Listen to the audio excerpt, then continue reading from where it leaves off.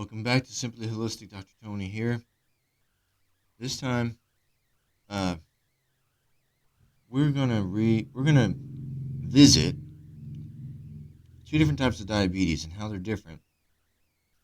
When you talk about diabetes, everybody's familiar with quote unquote sugar diabetes. Did you know there is a water diabetes? I will. I shouldn't say this, but I find it interesting. I find this little tidbit interesting. So, not to put anybody personally down or a group of people down, but there are nurses that don't know or didn't know that there was water diabetes. So, water diabetes and sugar diabetes. I'm going to go over something little something here for you. This is taken from the NIH, but I want to talk about it, of course, and as I usually try to do, how is this practical to you in your daily life, and how can we use that here in this office? Okay. Diabetes insipidus. And then there's mellitus. So excuse me. Diabetes insipidus is a rare disorder that causes the body to make too much urine. While most people make 1 to 3 quarts of urine a day, people with diabetes insipidus can make up to 20 quarts of urine a day. People with this disorder need to urinate frequently, called polyuria. They may also feel thirsty all the time and drink lots of liquids, a condition called polydipsia. That sounds familiar for sugar diabetes too, though, right? Well, it should, because it is. Are diabetes insipidus and diabetes mellitus the same? Diabetes insipidus is not the same as diabetes mellitus. Although both conditions, see here we go, here's the thing. Although both conditions can increase thirst, increase intake of liquids, and increase urination, they're not related. In diabetes mellitus, the level of glucose in your blood, okay, excuse me while I make an adjustment there, okay. In diabetes mellitus, the level of glucose in your blood, glucose, sugar, also called blood sugar, is too high. Your kidneys try to remove the extra glucose by passing it in your urine. A note on this, I've got to pause here for just a second. I've got to. There's a note on this. I mean, not a note in what I'm reading, but a note from me, from my office to you. There's a note here about this. This is one of my points of with the pharmaceutical industry. One of my real frustrations. Well, maybe not the pharmaceutical industry as a whole, maybe not, but at least some of the doctors, pharmaceutically licensed doctors, let's put it that way. If they do a finger prick, or actually for that matter, even a blood test, either way, if they do finger pricks to check your blood sugar, and it's consistently what they would consider high, consistently high, oh, it's 120, 130, if it's consistently high, and from that they say, oh, you got diabetes, or if they do the blood test and it's consistently high, from that they say, oh, you got diabetes, fire that doctor. Actually, even if it's a supposed a natural doctor, holistic doctor, if anybody that's treating you diagnoses that you have diabetes based on that, fire that doctor. That's not the reading you should be going by to determine if someone is diabetic. You've got high blood sugar. Okay. You've got high blood sugar consistently, maybe say over a week, over a month. Check the diet. Just because blood sugar is high doesn't mean the body isn't actually working properly. It just means your diet may be needing to be cleaned up a little bit. It does not mean that your body's not processing the sugar. Just because you consistently get a high reading does not mean that your body is not processing it. It does not mean that. Your insulin could be working just fine. Your insulin sensitivity could be just fine. Your glucose sensitivity could be just fine. You could just have too much of it in you and therefore you're also not taking in the proper control nutrients to control it. That might be all it is. It might have nothing to do with your pancreas, nothing to do with the insulin sensitivity. It might not. So if they are going to tell you that you are diabetic just based on a fairly consistently high blood sugar reading, fire them. There are much more, dare I say it this way, there are much more quality ways to test to actually determine if you're diabetic or not. Now, let me step back down off the soapbox for a minute.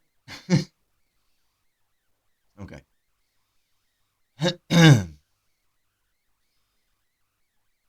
In diabetes mellitus, the level of glucose in your blood, also called blood sugar, is too high. Your kidneys try to remove the extra glucose by passing it in your urine. Okay.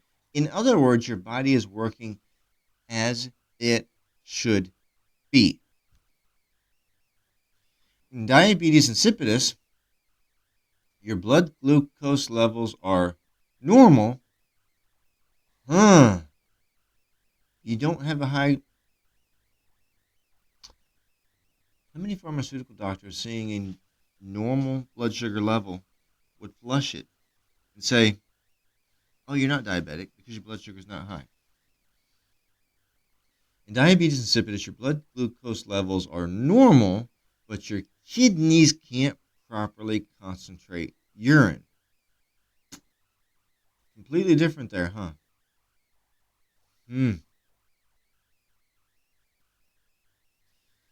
How common is diabetes insipidus? Well, it is rare, affecting 1 in 25,000 people worldwide. Who is more likely to have diabetes insipidus? People of all ages can develop this. You are more likely to develop the condition if you have a family history of diabetes insipidus, had brain surgery, or a major head injury, take medicines that can cause kidney problems, including some bipolar disorder medicines and diuretics, have metabolic disorders, high blood calcium or low blood potassium levels. So the metabolic, people usually ask, what does that mean, a metabolic disorder? Well, the clue is in the two hints right there. Have metabolic disorders, i.e., parentheses, or which means high blood calcium or low blood potassium levels. Calcium and potassium are both electrolytes. If the electrolytes in your blood are not all balanced, all across the board are not all balanced, you have a metabolic disorder. If the electrolytes in your blood, this is one reason that I honestly loathe, hate the water challenges that are popular on social media, the amount of water that people challenge themselves to drink each day. I hate those things. If you drink more than a gallon of water a day, you're drinking too much plain water. Honestly, if you drink a gallon, you're probably drinking too much plain water. But if you drink more, you're drinking too much plain water. You are running the risk of, hear that, you're running the risk of watering down the electrolytes in your blood. So your blood volume, because of the water that you're taking in, your blood volume is going to stay high, most likely. But if the blood volume's up here and the level of electrolytes stays down here, it doesn't increase, you're watering down the level of electrolytes in your blood. You need those electrolytes because they are actually minerals. They are electrical. They conduct electricity. That's why they're called electrolytes. They conduct electricity within your body. Your body needs the electricity. Your body's electrical. You have a nervous system. It's electrical. You need metals in your body to conduct electricity. You need them there. Therefore, you need the level of electrolytes in your blood to maintain a proper volume or higher. So, if you're watering down the electrolyte level, that's going to lead to complications too. Okay, so the high blood calcium or low blood potassium. If you got high blood calcium, well, that means that particular electrolyte, there's too much of it in there. That means something else has to be lower. So low blood potassium. That's also an electrolyte. Granted, moving these offices, moving out of this old office and into the new office, it's kind of draining me, to be honest. It's kind of draining because there's a ton of work to get done. With that said, high blood calcium, low blood potassium. They are both minerals. They are both electrolytes. They both conduct electricity. So even though the calcium's high, logically you might think, well, the potassium's low and it conducts electricity, but the calcium's high, therefore wouldn't it make up for the electrical current? They're different metals, different minerals. Therefore,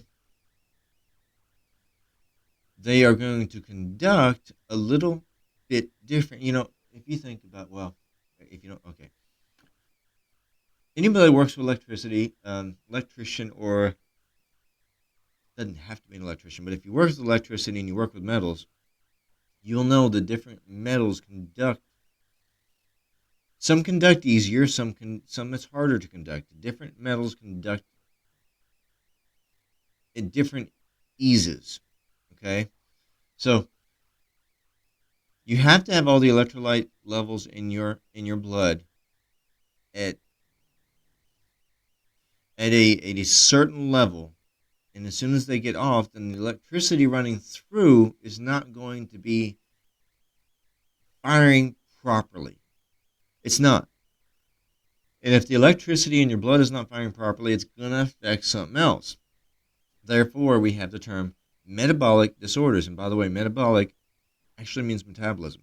So if the electrical currents here are going to be off, the metabolism within each of your cells is going to suffer. And what's the metabolism? That's where you're getting your energy from. The metabolism, the metabolic process, the metabolism process within each cell is where you're getting your energy from. So metabolic disorders, you're not going to have the energy that you should have. That's part of the problem. Okay, what are complications? What are the complications of diabetes insipidus? The main complication is dehydration, which happens when your body loses too much fluid and electrolytes to work properly. Loses too much fluid and electrolytes to work properly.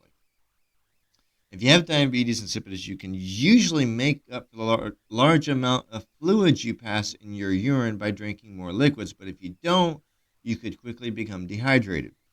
However, going back to the water challenges that disgust me, even if you keep the blood volume level up by drinking the water, it doesn't mean that your electrolyte level is going to be right. So you're still going to suffer that way. Symptoms of dehydration may include, oh my gosh, I gotta go over the list for this. Okay. Thirst, dry mouth, feeling dizzy or lightheaded when standing, feeling tired, difficulty performing simple mental tasks. Oh, you didn't know dehydration affected your brain. There's a lot of water up there. Difficulty performing simple mental tasks, nausea, fainting.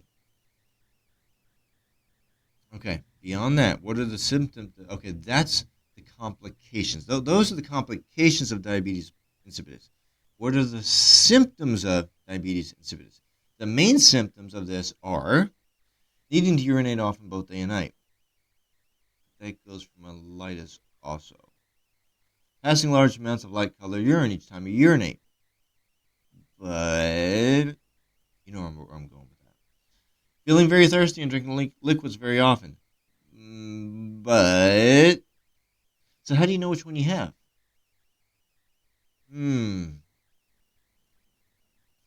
What causes diabetes insipidus? Diabetes insipidus is usually caused by problems. Diabetes insipidus is usually caused by problems with a hormone called vasopressin that helps your kidneys balance the amount of fluid in your body. A hormone. Diabetes insipidus is usually caused by problems with a hormone. Remember, the work I do here every day in this office is, at the bottom line, hormonal. Problems with a hormone called vasopressin that helps your kidneys balance the amount of fluid in your body. Helps your kidneys. So the kidneys need to be healthy, balance the amount of fluid in your body. Problems with a part of your brain that controls thirst that can also cause diabetes insipidus. That sentence didn't read right. Problems with a part of your brain that controls thirst. Can also cause diabetes insipidus. I just didn't read it right. Okay. Problems with a part of your brain that controls thirst can also cause diabetes insipidus.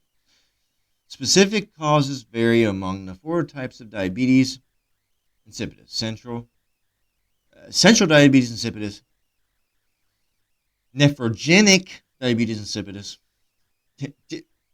This sounds funny, I'm sorry. Dipsogenic diabetes insipidus and gestational diabetes insipidus.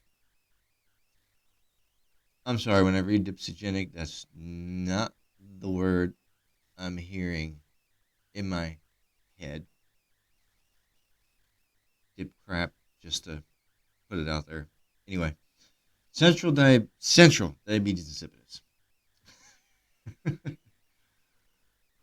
think sometimes I laugh at myself too much. Okay. In central, your body doesn't make enough vasopressin, also called antidiuretic hormone, ADH. Vasopressin is produced in your hypothalamus,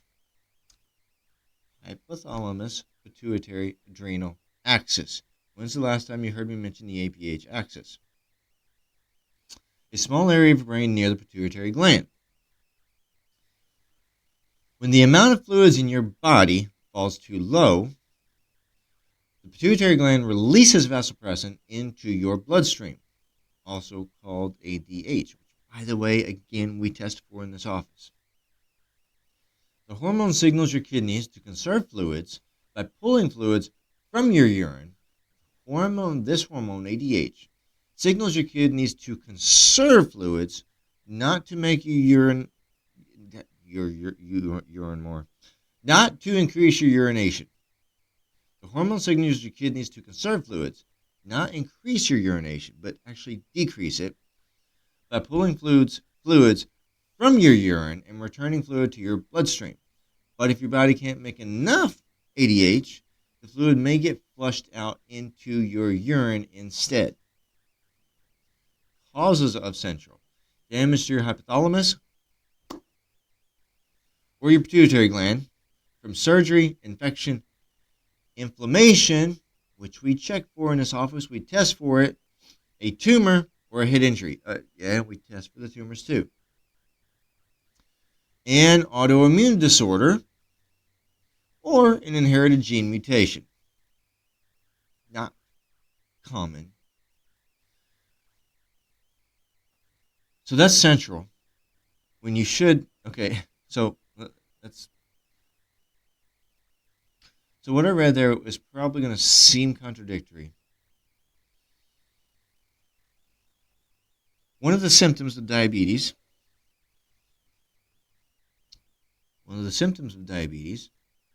is peeing more. But central diabetes, body doesn't make enough ADH. Your kidneys get the signal to conserve fluids, which means you actually pee less. So one of the through the years, through the decades, we've been taught if you're peeing more, oh, watch out, you might have diabetes. With this one, you may be peeing less. Do you have trouble going pee, or you just, I shouldn't say trouble. Do you think you should be peeing more, but you're not? Do you think that you're taking in enough fluids to where, man, I should be in the bathroom peeing all the time, but you're not? Ding, ding, ding, ding, ding. That actually could be not a symptom of dehydration, but a symptom of diabetes. It could be. Okay. And I got to wonder now, how many of you would realize now that you have that symptom? Everybody always say, well, you're not diabetic, but you have that symptom. Maybe you have water retention because you're drinking enough fluids for it, and you drink more fluids or you take a water pill, and it's not flushing it out. Would that describe you? Maybe we should test for that hormone, see what level it's at. Okay, that's central. Nephrogenic. In nephrogenic, your body makes enough vasopressin or ADH, but your kidneys don't respond to the hormone as they should. As a result, too much fluid gets flushed out, and too much fluid gets flushed out in your urine. So in this case, your urination frequency is like normal or high. So causes include some medicines, especially those used to treat bipolar. Bipolar comes up again. Low levels of potassium, high levels of calcium, a blocked urinary tract. Causes. Okay. Causes here. A blocked urinary tract, an inherited gene mutation, or chronic kidney disease, though rarely. So in the previous one, central, you're actually not peeing enough. Nephrogenic, that's not the case. Now here's the dipsogenic. In this type of diabetes, a problem with your hypothalamus causes you to feel thirsty and drink more liquids. As a result, you need to urinate often. So in this one, the dipso is just a problem with the hypothalamus. Causes include damage to your hypothalamus from surgery, infection, inflammation, a tumor, or head injury. Surgery or head injury, you should know. Infection, inflammation, or tumor, we can test for. Some medicines or mental health problems can also cause dipsogenic. Gestational, when you're pregnant, of course. Gestational diabetes is a rare temporary condition that can develop during pregnancy. It occurs when a mother's placenta makes too much of an enzyme and breaks down her ADH. And yes, it affects liver function. So in this office, we're going to test something we do right off the bat is we test your liver health. We're going to be testing that, seeing where that is. Testing the kidney health. We do that right off the bat too, seeing where your kidneys are. And honestly, most of you are going to have kidney damage. That's honestly a typical, I don't want to say normal. Well, I guess it would be normal, but okay, it's honestly a typical result is that you have kidney damage. The question is how severe. So the kidney damage plays into a couple of these here. Water retention plays into this. The ADH level will play into this. So, of course, in my opinion, as a healthcare provider, we need to, when you come in, we're going to do an initial gamut of testing anyway. If you suspect that, not by like a simple glucose test, but if you do suspect or even if you don't suspect, if I suspect, put it that way. If your body's showing signs for that, then we should do some testing and see what's going on in your body. We will know right off the bat from the initial blood work whether you got kidney damage or not. We will know. I mean, it doesn't cost much more to throw in the insulin resistance test, which is a really, really common test when we're looking at diabetes. We can confirm or rule that out. But then this is water diabetes. So here's the thing. With this type of diabetes, it's actually not going to show on the insulin test. So we need to actually test other things like the vasopressin, the ADH. We need to test that and see what level that's at. It still goes back to your glands, the hypothalamus, the pituitary, and the adrenal, the HPA axis. It still goes back to your glands. Can't rule out a tumor causing a diabetes. Can't rule out that yet until we test for that too. But if your insulin is good, you don't have insulin resistance, but your body's showing signs of diabetes, we need to do this testing, see where you are on it. With all this said, find us at justsimplyholistic.com. Get yourself into our Simply Holistic office. And yes, we are about to move, so you're going to be entering into our 3,000 square foot facility. Get yourself into our office. Bring your intake forms. Let us review those with you. Go through our initial gamut of testing. Let's see what else we need to look at. Let us see where your body currently is and what direction your body is indicating that we need to look and go. We need to see what direction your body's indicating for that. Then we can obviously work on the personalized protocol that your body needs. This is our mission. This is what we do every day. This is our way of helping you. This is our way of treating you and helping you to get healthy. So, with that said, we look forward to seeing and serving you soon.